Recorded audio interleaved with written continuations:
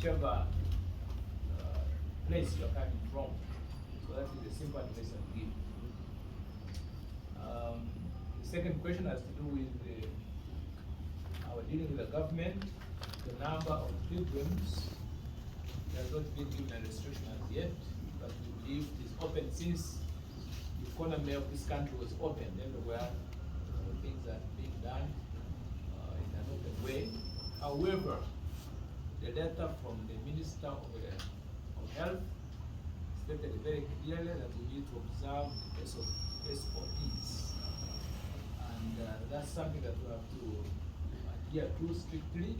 How far we're going as for the diocese leading the preparations for the Grand Matyrs celebration of 3rd of June. And now we have come to update you to see how far we have gone. The main purpose of celebrating the Uganda Matyrs Day is a spiritual activity that brings us together to celebrate spiritually as pilgrims for the Uganda Matyrs feast, the 3rd of June. The climax of which is at Nagongo we have the liturgy. The liturgy, which is the Holy Mass, that the greatest prayer in the Catholic Church. So this calls for preparation, which involves a lot of meetings, gathering funds, mobilizing people from everywhere. So for Porto Diocese was given this opportunity by the Uganda Episcopal Conference just in February of this year. And we last led as for Porto Diocese in 1997, that's about 25 years ago. And by then, things were rather low-key and very few people were coming, about 300. But now we're millions who come to Congo as pilgrims to celebrate this feast of the Uganda Matyrs. As for Porto Diocese, we have chosen a theme that is guiding us, namely, praised and sent, witness Christ with love and hope. This theme is derived from the scriptures, particularly from the Gospel of Matthew chapter 28, verse 19, and also Romans chapter 3, verse 35. When you look at the spirit of the martyrs, the way they died, they had been baptized, some are not being baptized in water, they got the baptism of blood because they were not baptized. And they died because they had deep love for Christ, and also they had hope for life after death. That's why they were able to die for the cause of their faith. So the interesting thing is the question, what kind of celebration are we going to have? We've spent 2 years without having a big celebration because of COVID. We've been in touch with government, the Ministry of Health, the Minister's Office.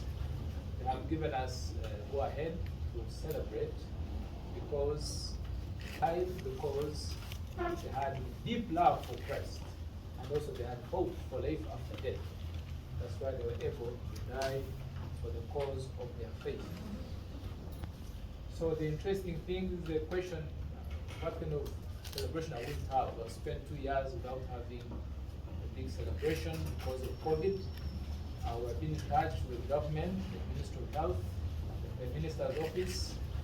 They have given us go ahead to celebrate because the economy has been opened up, things happen in the country, in spite of COVID, and the numbers have gone low.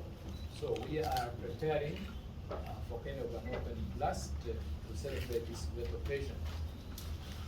This calls for preparing ourselves spiritually. And that being the case, we have a prayer which we have put in place. Actually, this prayer is an old prayer. It is found in the prayer of the Rona Fathers, whereby we pray for the creation of the Uganda Matyrs to assist us in preparation, but also for our spiritual and material needs. So this prayer in the Diocese of Poto is being recited after the post-communion prayer, and And we're asking people to use this prayer even at home in their family prayers. But also it is also open for anybody who should use it. So this prayer is very rich. If you look at it, you find it is addressing different things pertaining to our spiritual well-being and the country of Uganda at large.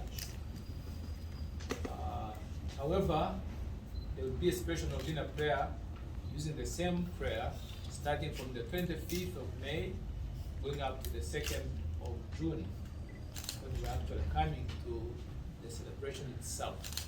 So I urge people to use this prayer as a novena to prepare well for the 3rd of June. So those 9 days, the 25th and the 2nd, I would urge people to use this prayer. Additionally, we shall have a walk of faith that is from Munyonyo, walking from there to Mgongo. And this is supposed to help us to kind of have a feel of what the Matyrs went through, especially walking forward, maybe some food programs. The climax of which will be the celebration of